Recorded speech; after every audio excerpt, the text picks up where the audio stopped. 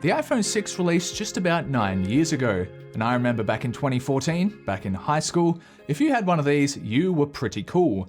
And I just so happened to buy one of these cheap off of eBay. This is apparently a grade A iPhone 6, 16GB. But is it still useful here today in 2023? Well, let's find out. This little phone was $59 including shipping. Sadly, it is only 16GB, but that should be enough to get by with given that I don't use too many apps myself. Tearing into the bag, we've got a whole lot of bubble wrap for protection. There's also a USB-C to lightning cable and of course, the phone itself. It does appear to be in good condition. Now to power it on. The package had been sitting for about 30 days. Perhaps the battery went flat within that time frame. With power connected, it did spring into life, however it kept flashing the Apple logo and shutting off. So I decided to hold down the home button, which showed we needed to restore it through iTunes. I attempted to update and restore. This didn't work, giving me error code 4013. Perhaps it'll work on a Windows computer. Once again, downloading the latest version of iOS, and there was no option to restore. Now we get an unknown error 2009, which doesn't even exist on Apple's website anymore. Clearly there is something hardware related wrong with this phone. And I didn't buy this to fix, I bought it as a grade A fully functional phone. The 30 days had just passed and the seller was somewhat reluctant to take it back and refund me. They said I shouldn't have left it in the box for a month. But mate, honestly, if the item you're selling isn't faulty, it won't just die from sitting around for a month. Thankfully, they did agree to refund as long as I sent it back that day.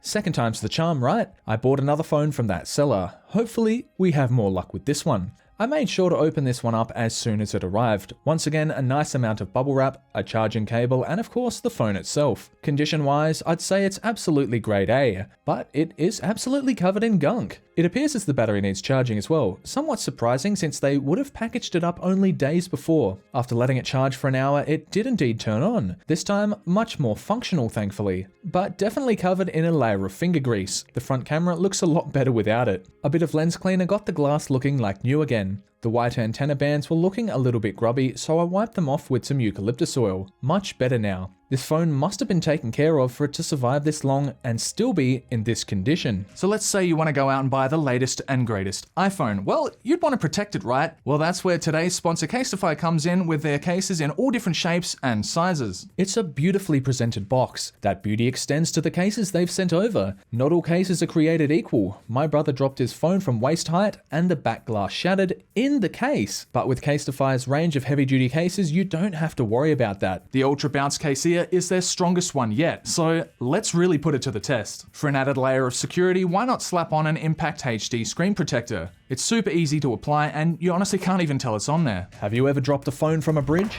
No matter what side your phone lands on, the Ultra Bounce case has the endurance and is tested to withstand a whopping 260 drops on all corners. Apart from being a bit dusty, it's completely fine. And how about a bit of footy? With a bit of gaff tape, she'll be right.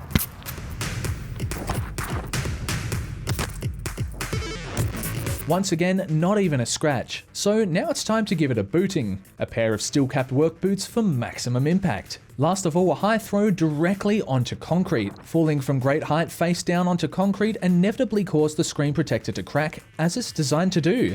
After all the drops, the phone is still in pristine condition. With so many designs to choose from, there's something for everyone. And when you're done with your case, you can send it back for a discount on a future purchase from Casetify. Honestly, don't wait until it's too late. A Casetify case is a great investment, because trust me, I've been caught out many times before. Go to the description and click my link, casetify.com/Psivewri to save 15% off your Casetify order. I really had fun throwing that iPhone around. This one, however, definitely wouldn't survive that. So let the swap begin. Previously, I'd been using the Red Magic 8S Pro, which is a very nice handset. Thankfully, the iPhone 6 also uses a nano SIM. My phone plan doesn't offer 5G, which is great since this iPhone is only capable of 4G cellular connectivity. As soon as I connected it to the internet, I had the option to download the latest supported version of iOS, 12.5.7, which was released in early 2023, so it should be pretty secure. I then patiently waited as the update completed. Now finally, here is my experience using the iPhone 6.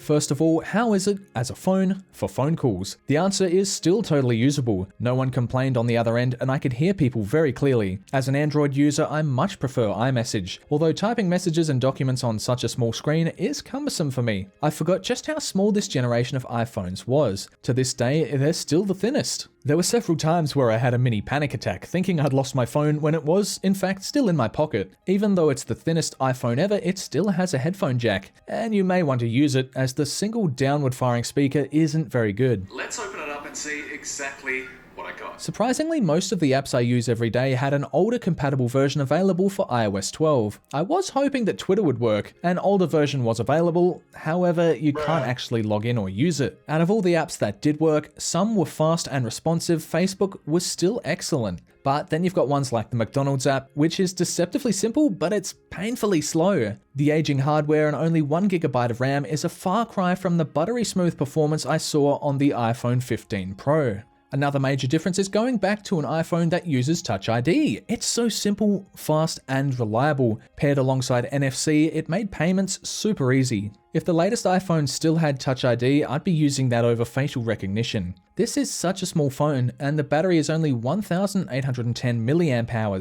I thought it was worth checking the health of the battery using 3U Tools. It says that the health is close to 100%, but is definitely original given the 2015 date and 425 charge cycles. Look, I know quite a few people that are still using Apple's older XR and SE2 models. They're always running out of battery and plugging in throughout the day. Will I find this using the iPhone 6? Oh yeah. I was charging it constantly. I've been having pretty poor battery life, and after a random shutdown, it turned on a limited performance mode, and you still can go into the settings and disable this if you want. I'd also recommend disabling background app usage. Facebook alone was responsible for almost 50% of the battery drain. The low 16GB of storage isn't a huge problem since most things are in the cloud and streaming based these days, and a lot of people don't even store videos or many photos. That being said, even with the few apps I have on here, I still have just over 5GB of space remaining. Now onto performance. With only 1GB of RAM, you'll find yourself switching between apps often and requiring apps to load completely from the start. There's no denying that it is a somewhat sluggish user experience, but it still manages to play Minecraft. I was easily able to hop onto a survival server and play. For now, such features are still supported on here. To me, a solid camera is one of the most important parts of a phone. Given the sponsorship of this video, I had the opportunity to compare the 6 to Apple's best and newest. The primary camera in the 15 Pro has a slightly wider field of view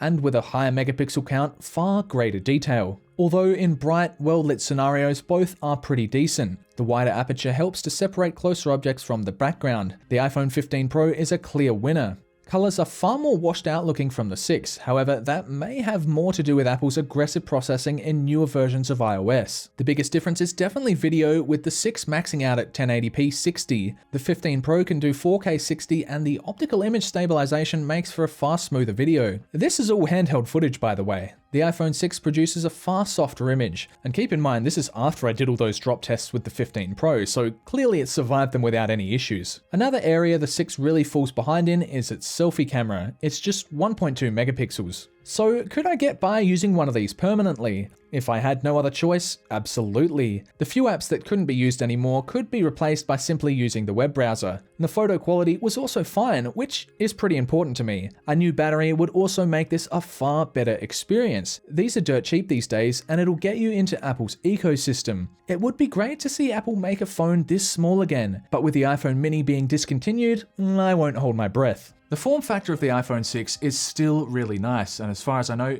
it is the slimmest iPhone that Apple ever released. But the limited RAM and limited storage means that it's going to become less and less useful as time goes on. Anyway, I had a good amount of fun going back and using this device. It's amazing to think something from 2014 can be considered nostalgic, at least in my mind. Anyway, thanks for watching, I hope you enjoyed, and I'll see you in the next video.